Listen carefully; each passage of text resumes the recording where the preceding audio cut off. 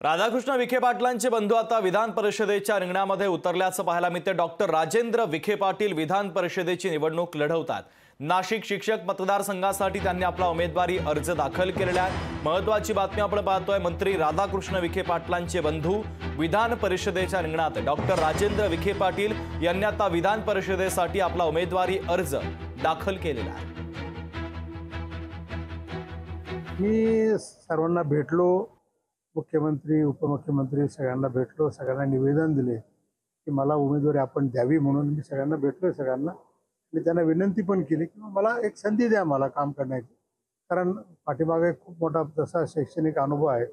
एका विद्यापीठाचा कुलपती प्लस पुणे विद्यापीठामध्ये 25 वर्ष सिनेट सदस्य, 10 वर्ष मॅनेजमेंट काउन्सिल सदस्य पुणे सावित्रीबाई फुले पुणे विद्यापीठाचा, त्यातून जो अनुभव आला त्यातून बऱ्याच वेळी शिक्षक आहेत, प्राध्यापक आहेत, त्यांचे सुद्धा प्रश्न आम्ही सोडवायचा प्रयत्न केला।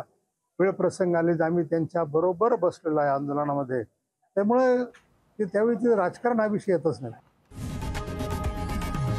लोकशाही मराठी ऐका, पहा, जागरूक रहा।